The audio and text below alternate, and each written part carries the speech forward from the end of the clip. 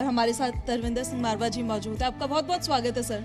और शुरुआत एक ही वो सवाल है जिस पर आजकल बहुत ज़्यादा चर्चा हो रही है, उसी के साथ हम करना चाहते हैं। फिर हर एक विषय पर बात करेंगे हम। पोल्यूशन की समस्या ठीक ही नहीं हो रही है सर अभी तक। मतलब आप ये बताइए हमारे दर्शकों को भी, दिल्ली वासियों को भी, आपको किस कंडीशन में मिली थी दिल्ली, आपने उसके लिए अभी तक क्या क्या किया है और आपका विजन क्या है सरकार का आगे पोल्यूशन को लेकर? देखो, पहली बात तो अभी हमारे को 8 महीने हुए हैं। दिल्ली जब मिली थी इनको 11 साल मिले थे। पहले कांग्रेस को भी कई साल मिले थे, लेकिन 8 महीने में आप देखो आज पोल्यूशन जो है, मैं सुबह पढ़ रहा था, मतलब कि कम हो गया। और पहले आपने देखा पिछले साल या 10 साल 8 साल का इतिहास निकाल के देखो, कंस्ट्रक्शन में डेढ़ महीना 2 महीने निकल जाते थे, कंस्ट्रक्शन करने की इजाज़त नहीं देते थे।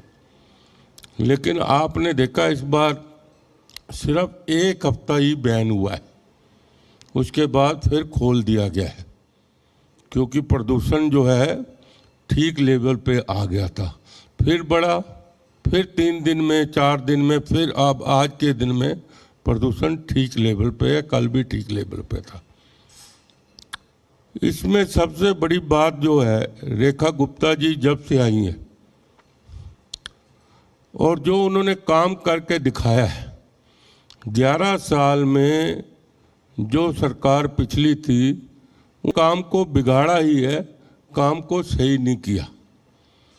चाहे वो आपका जो हम हरियाणा से आते हैं, दिल्ली बॉर्डर पे कूड़ा जो कि पूरा आपने देखा कि वो चढ़ाई से भी ऊपर था।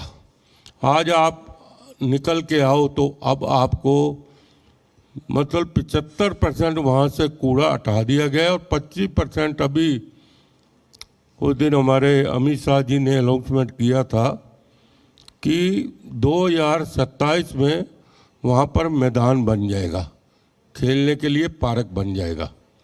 ऐसा काम करके दिखा रहे हैं। जमुना की बात देखो, जमुना में हमने छठ पूजा भी कराई। जमुना में इन्होंने छठ पूजा रोक दी गई, लेकिन हमने 6 महीने में जमुना में आज जाके देखो, जो गंदगी थी वो सब एकदम साफ हो गई है। और आने वाले टाइम में जमुना में वहाँ पर देखना कि लोग जो बाहर से आएंगे वो जमुना पे भी जरूर जाया करेंगे देखने के लिए। और वहाँ पर किश्ती भी चलेंगी, और भी प्रोजेक्ट आ रहे हैं। आपने पिछली बार, मैं अपनी विधानसभा की बात करता हूँ कि बारापुल्ला है वहाँ पर पिछली बार बरसात कम हुई है। इस बार बरसात जो है 25% ज़्यादा हुई है। पिछली बार लोगों को वहाँ पर कम से कम नहीं 300-400 करोड़ रुपए का नुकसान हुआ है। इस बार इतनी बरसात होते हुए भी, क्योंकि वहाँ मंत्री जी ने 2 दौरे किए, वहाँ पर प्रवेश वर्मा जी ने 2 दौरे किए, मुख्यमंत्री जी ने 2-3 दौरे किए, इस बार लोगों के घरों में एक बूंद पानी भी नहीं आया। लेकिन ये उपलब्धि। मारवा साहब, आप वाटर लॉगिंग की जिक्र कर रहे हैं। हाँ। लेकिन दिल्ली में कई जगह वाटर लॉगिंग हुआ और इसको लेकर विपक्ष ने भी कई सवाल उठाए आप पर। और पॉल्यूशन एक बड़ी समस्या है, न केवल बच्चे हों, बुजुर्गों, बल्कि डॉक्टर और एक्सपर्ट का तो ये तक मानना है कि आप बाहर ही मत निकलिए, मॉर्निंग वॉक के लिए मत जाइए। ये एक बड़ी समस्या है। इसका किस तरह से सॉल्यूशन निकलेगा? आपकी सरकार आ गई, आप विपक्ष में हुआ करते थे तो वहाँ पर कहा जाता था कि हम बेहतर हवा करेंगे, यमुना साफ कर देंगे, लेकिन स्थिति तो अभी की जस की तस है। पॉल्यूशन आपने देखा, सुप्रीम कोर्ट तक को इंटरफेयर करना पड़ता, बोलना पड़ता कि इस पर काम करिए सरकार को। नहीं, देखो इस पे काम चल रहा है। आपको मैंने एक ही उदाहरण दिया कंस्ट्रक्शन का कि पहले 2-2 महीने कंस्ट्रक्शन में रोक रहती थी, इस बार 1 हफ्ता रोक रही। और प्रदूषण भी आपका हफ्ता 10 दिन ही रहा। आज आप देख लो निकाल के, आज के जो आप आज 300 से कम है, तो 200-250 के करीब है आज। सरकार कोई सॉलिड एक्शन प्लान बना रही है या क्या? पब्लिक तो जानना चाहेगी कि क्या है, सरकार क्या कर रही है इस पॉल्यूशन को खत्म करने के देखो, लिए। सरकार इस पे पूरा, रेखा गुप्ता जी मुख्यमंत्री हमारी इस पे पूरे मीटिंगें ले रहे हैं, एलजी साहब ले रहे हैं, और अमित शाह जी खुद होम मिनिस्टर साहब इस पे देख रहे हैं। आने वाले टाइम में आप देखना बहुत बेहतर होने वाला है। और अभी भी आप देखो, इनके टाइम कहीं सड़कों पे आप पानी का छिड़काव नहीं देखा होगा आपने। आज पूरी दिल्ली में जिधर से निकल जाओ छिड़काव हो रहा है, तरीके निकल रहे हैं। लेकिन मुझे उम्मीद है जिस हिसाब से काम चल रहा है, अगली बार प्रदूषण की ये समस्या दूर हो जाएगी, ये मैं पक्का कह रहा बेहतर हूं। होगी स्थिति अगली इससे बहुत बेहतर होगी, आप देखना। बार? ये आप कह रहे हो? हाँ, दिल्ली ये एनसीआर कह रहा हूँ के मैं, मंच पे। अपनी मुख्यमंत्री के जो वो काम कर रही है उसको देखते हुए कह रहा हूँ। यमुना का आपने जिक्र किया, यमुना का बड़ा मुद्दा चुनाव के दौरान भी रहता है, आपने भी उठाया। जो विपक्ष में वो भी लंबे समय सरकार में रहे, उन्होंने भी दावे किए थे कि देखो, आज डुबकी आप लगवाएंगे। मेरे साथ जमुना पे चलो और पुरानी फोटोएं निकाल लो और आज की फोटोएं निकाल लो। जमुना में 6 महीने में जितना सुधार हुआ है, इन्होंने 11 साल में कुछ नहीं किया। पूरा गंदा रहता था हमेशा। हमने छठ पूजा भी करवा दी वहाँ पर, और इसके बाद भी आज जमुना देखना। और 1 साल या 1.5 साल में, क्योंकि जो 1600 करोड़ का प्रोजेक्ट अमित शाह जी ने उद्घाटन किया था विकासपुरी की तरह, वहाँ पर जो नाले जो जमुना में जा रहे थे सारे बंद हो रहे हैं, और आने वाले टाइम में आपको इसका रिजल्ट मिल जाएगा। एक और सवाल है सर, ड्रेनेज सिस्टम जो होता है ना मॉनसून के सीज़न में, वो बड़ा कोलैप्स हो जाता है और हर साल हम ये देखते हैं कि पानी भर जाता है। फिर ठीकरा फोड़ दिया जाता है कि ड्रेनेज सिस्टम ब्रिटिश कालीन है, बड़ा पुराना है, इस वजह से ऐसा हो रहा है। उसको लेकर भी कुछ प्लान बनाया जा रहा है क्या? इस बार देखो, आप पहले आप देखते थे जितने पुल थे हमारे दिल्ली में, लोग छतों में बैठे होते थे और पूरी 10-10 फुट जो बस होती थी बीच में डूब जाती थी और लोग बड़ी मुश्किल से बाहर निकल के आते थे। इस बार आप एक भी उदाहरण बता दो कहीं पर जहाँ पर पानी जाम हुआ है पुल के नीचे, लेकिन उसके बाद 10 मिनट आधे घंटे में पानी निकाल दिया गया है। इतनी मुस्तैदी से हर जगह ट्रैक्टर खड़े थे, हर जगह सुविधा थी। और आपने देखा ये बदरपुर वाला पुल, हरिनगर आश्रम वाला पुल, जहाँ पर मतलब कि 4-4 घंटे 5-5 घंटे पानी भरा रहता था। लेकिन इस बार आपको कहीं पर भी, कितनी बरसात इस बार 25% ज़्यादा हुई है, लेकिन फिर भी सरकार, हमारे प्रवेश वर्मा जी मंत्री जी, रेखा गुप्ता जी मुख्यमंत्री जी, बिल्कुल हर रोज का उनका काम था कि कहीं पर भी जहाँ पर पानी भरा है उसकी निकासी का काम किया जाए। अब सर आपके क्षेत्र की बात करते हैं हम। आपके क्षेत्र की सबसे बड़ी समस्या आपके हिसाब से क्या थी और उस पर किस तरीके से आप काम कर रहे हैं? देखो, इस टाइम मेरे यहाँ पर जो समस्या है वो एनसीआरटीसी के साथ जुड़ी हुई है। जो बारापुला में जो पहले नुकसान हुआ वो भी एनसीआरटीसी करके हुआ। उन्होंने जो अपना जो ये बना रहे हैं एलिवेटेड पुल जो बना रहे हैं, नीचे उन्होंने पिलर खड़े कर दिए। जो पानी बारापुला का जाता था उसके आगे इन्होंने बांध सा लगा दिया, पिलर लगा दिया, उस करके पानी बैक मार गया। अभी भी वहाँ पर बहुत बड़ी समस्या बनी हुई है। 3-4 मीटिंगें हम ले चुके हैं, मंत्री जी हर्ष मल्होत्रा जी भी आए थे। जो हमारा अंडर ब्रिज सिद्धार्थ नगर और राजदूत होटल के साथ से जुड़ता है, वहाँ पर एक इन्होंने, क्योंकि इन्होंने वहाँ पर जो होसिंग फैक्ट्री होती थी वहाँ पर इन्होंने अपने मकान बनाए हैं। उन्होंने जो सीवर सिस्टम है उसके लिए कोई भी काम नहीं किया कि सीवर के लिए कोई पंप बनाते, कुछ नहीं। वो वहाँ से सारा पानी जो है ये इधर सिद्धार्थ नगर की तरफ आ रहा है, वहाँ से लोगों का बहुत ही मुश्किल हो रहा है। लेकिन ये सीवर की प्रॉब्लम पूरी दिल्ली में है जो आप जिक्र कर रहे हो, सीवर ओवरफ्लो होना, फिर गंदा पानी पहुंचना लोगों तक।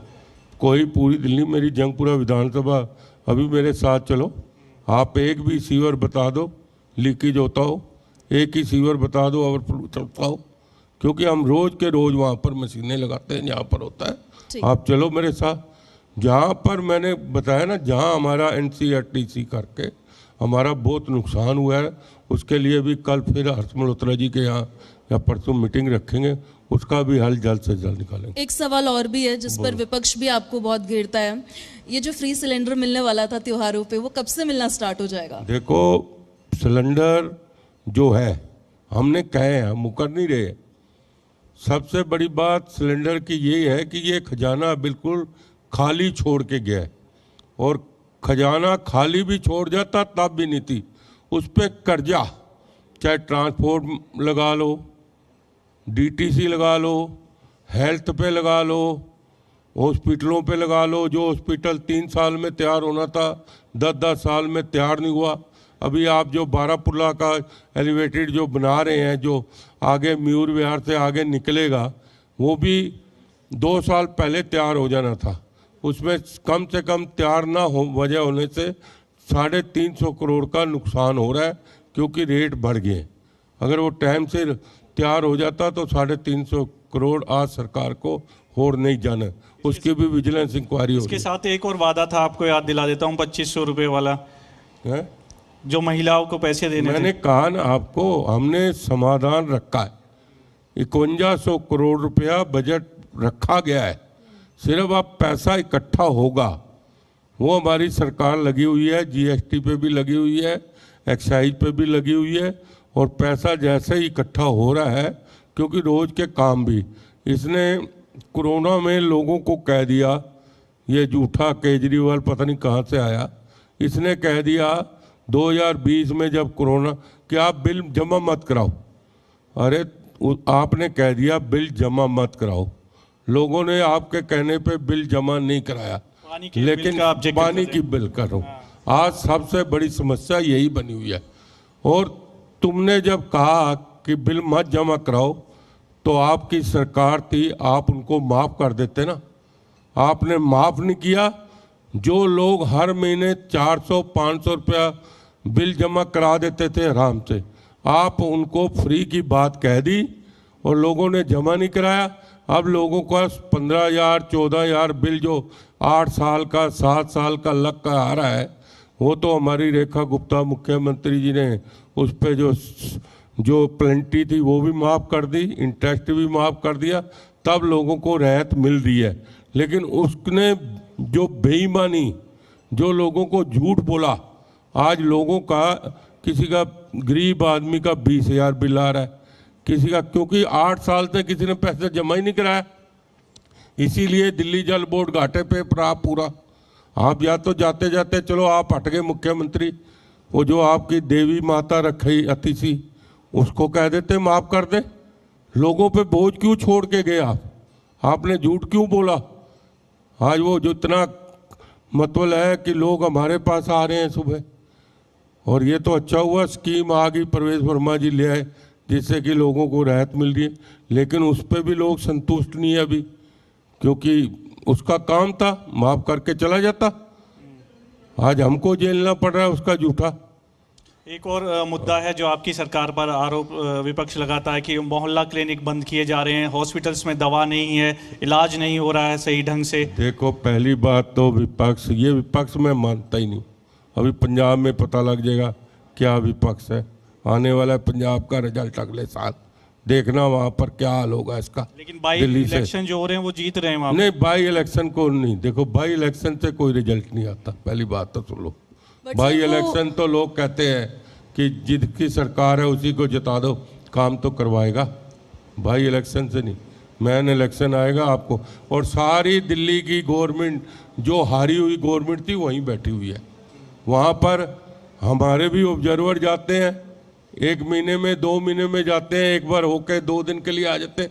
ये क्या 15-15 दिन हो गए केजरीवाल वहाँ बैठा हुआ है, मनीष सिसोदिया वहाँ बैठा, क्या कर रहे हैं ये तो पता लगे। पैसे इकट्ठे कर रहे हैं, क्या कर रहे हैं ये तो पता लगे। हमारे ऑब्जर्वर जाते हैं 1 दिन के लिए, दूसरे दिन वापसी। वहाँ पर डेरा लगाने कोठियाँ ले ली, वहाँ पर 5-5 गाड़ियाँ लेके घूम रहे हैं। आपका काम क्या है? मान को हटा दो, आप बन जाओ फिर मुख्यमंत्री। उसको क्यों बनाया हुआ है? 6 मुख्यमंत्री हो गए वहाँ पर। पहले वो यादव, क्या नाम था उसका, रघु जो था, पटेल नगर से लड़ा गा MLA MP राज्यसभा, पहले वो संभालता रहा 4 साल 3 साल, वो लूट लाया। उससे पहले संजय सिंह लूट लाया, अब ये चले गए। और काम क्या है?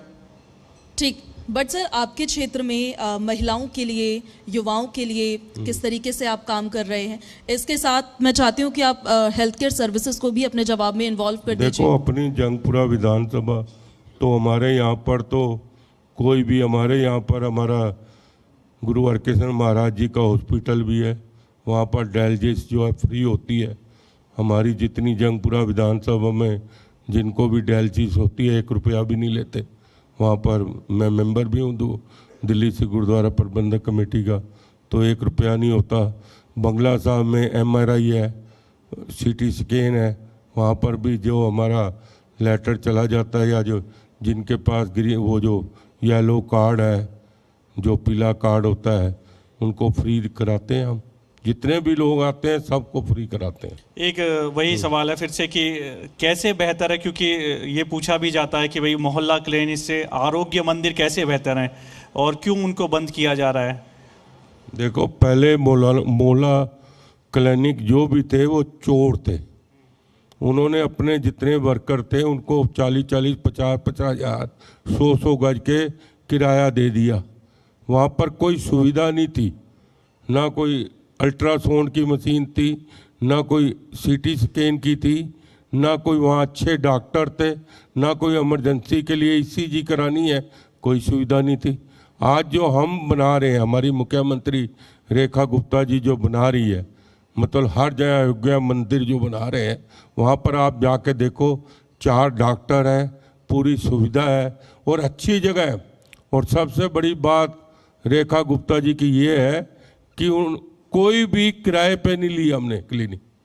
सबसे बड़ी बात है हमारी जो दिल्ली सरकार की जो कम्युनिटी सेंटर थे उसमें खोला गया है, क्योंकि जगह हर जगह है। जहाँ पर हमारी जगह पड़ी थी वहाँ पर खोली है। 1 रुपया भी किराया नहीं दे रहे हैं। और इसने कितना किराया निकाल के तो देखो, हर जगह मोहल्ला क्लिनिक का किराया 30 और 50 हज़ार के ऊपर था। तो वो चोरी है ना। और सुविधा वहाँ कुछ नहीं, कहीं पर ताले लगे हुए थे, कहीं पर डॉक्टर नहीं आते थे। हमारे और उसमें बड़ा अंतर है, आपको बता रहे हैं। आज हमारी मुख्यमंत्री ने हर जगह, अब मैं आपकी जंगपुरा विधानसभा में कम से कम 40 करोड़ रुपया आ चुका है मेरी विधानसभा। मैं आपको डिटेल भी दे दूंगा, उसका सबूत भी दे। 26 करोड़ रुपया सीवर और पानी की लाइनों का आ गया है, 26 करोड़ रुपया। और उसके बाद जो सड़कें बननी है, जो पार्कों के लिए है, अभी उन्होंने कहा है, मुख्यमंत्री रेखा गुप्ता जी ने दिल्ली नगर निगम को कहा है कि जितने भी पार्क हैं आपके, आप उनकी एस्टीमेट बनाकर भेजो, हम बजट देंगे। और 16 करोड़ रुपया ये जो मेंटेनेंस का, मतलब सड़कों का, पार्कों का 16 करोड़ वो आ चुका है। कितना हो गया? 26, 16, 42 करोड़। और उसके बाद 5 करोड़ जो MLA का फंड है वो अलग है। तो 47 करोड़ रुपया एक विधानसभा में आ चुका है। ये किसकी देन है? रेखा गुप्ता जी की और अमित शाह जी की देन है। एक रैप अप क्वेश्चन है मेरा, बहुत छोटा सा जवाब इसका दे दीजिएगा। नोटिसेबल चेंजेस हमें कब से दिखने शुरू हो जाएंगे, पिछली सरकार में और आप में? क्या मतलब? नोटिसेबल चेंजेस जो दिल्ली की पब्लिक है उन्हें ये दिखने लगे नहीं, कि रोज ही बदलाव चेंज जो दिख किया रहे हैं है, ना उससे बदलाव आ रहा है। मैडम, रोज ही बदलाव दिख रहा है। आपको कितने उदाहरण बता दिए, आपको जमुना का उदाहरण बता दिया है, आपको जल भराव का उदाहरण बता दिया है, आपको बजट का बता दिया है कि मेरे जैसे वहाँ पर रेखा गुप्ता जी ने 48 करोड़ बजट दे दिया है। बाकी विधानसभा में अभी 48 किलो गिराए ना, 48। अभी जो हमारे गांव हैं, विलेज हैं, उनके लिए 7 करोड़ रुपया अलग बजट आ गया। कितना हो गया? 55 करोड़ रुपया। और मेरे के अलावा कम से कम नहीं, हर विधानसभा में कम से कम नहीं तो हर MLA को 60-60, 70-70 करोड़ रुपया मिल गया। अब टेंडर लगने वाले हैं, आपको चारों तरफ विकास दिखेगा और आप रेखा गुप्ता जी की जिंदाबाद करोगे। एक और सवाल है मारवा साहब, आप बहुत चर्चा में रहते हो उन दिनों जब कांवड़ यात्रा होती है और जब नवरात्रे हो रहे हैं, अपनी विधानसभा में मीट शॉप बंद करने को लेकर। तो उसमें क्या है, उसमें कोई गलत थोड़ी है। हमारा धर्म है, सनातन धर्म के है। अगर कोई हमारे धर्म में अब कावड़ यात्रा यहाँ से निकल रही है, अगर मीट की शराब की दुकानें, पहले तो मीट की दुकानों पे कहा था, इस बार शराब की दुकानों पे, चाहे हमारी सरकार है, हम पूरा उसमें प्रोटेक्ट करेंगे कि जहाँ पर भी कावड़ निकलेगा वहाँ पर ना शराब की दुकान खुलनी चाहिए, ना मीट की दुकान खुलनी चाहिए। नवरातों में तो कहीं पर भी मीट की, इसमें तो हमने छूट दे रखी है कि कावड़ में आप जहाँ जहाँ कावड़ निकलेगा वहाँ दुकान ना खोले। अगर नवरातों में अभी भी दावे से कहा है, पिछली बार भी 90% हमने दुकान बंद करवाई है, इस बार भी नवरातों में पूरी 100% दुकानें बंद कराएंगे, चाहे जबरदस्ती करानी पड़े। ठीक है तरविंदर जी, बहुत बहुत शुक्रिया आपका, आप जुड़े हमारे साथ। जी दिल्ली एनसीआर हरियाणा के मंच को आपने साझा किया। धन्यवाद कर देता हूँ, आपने बुलाया। जी तो बड़ा चल रहा है इस टाइम, तो जी हो रही है, सुभाष चंद्र जी का हो रहा है, तो मैं आपका भी धन्यवाद करता हूँ। Thank you sir, thank you so much. Deepika, over to you. बहुत शुक्रिया। और तरविंदर सिंह मारवा जी, आपसे रिक्वेस्ट करूंगी आप प्लीज़ स्टेज पर रुकें, और मैं आग्रह करूंगी जी दिल्ली एनसीआर हरियाणा के एडिटर विनोद लांबा जी से कि स्टेज पर आएं और हमारे बीच में विधायक जी मौजूद हैं, उन्हें सम्मानित करें, क्योंकि उन्होंने अपने पहलू रखे, अपनी बातचीत रखी कि किस तरह से उनका क्या रोड मैप है और क्या उनकी ओर से विजन बनाया गया है, सब कुछ समझा विस्तार से। आप एक बार जोरदार तालियां हो जाएं उस विजन के लिए, उस रोड मैप के लिए भी। और ये वो खास लम्हा होता है जहां पर हम किसी भी राजनीतिक हस्ती के लिए जब हम मंच देते हैं और उस मंच के जरिए उन पहलुओं को समझते हैं, उन मुद्दों को समझते हैं जो जनता से जुड़े हुए हैं, जनहित से जुड़े हुए हैं, और उनका सरोकार सीधा संवाद इस मंच के जरिए आज हमें देखने को मिल रहा है।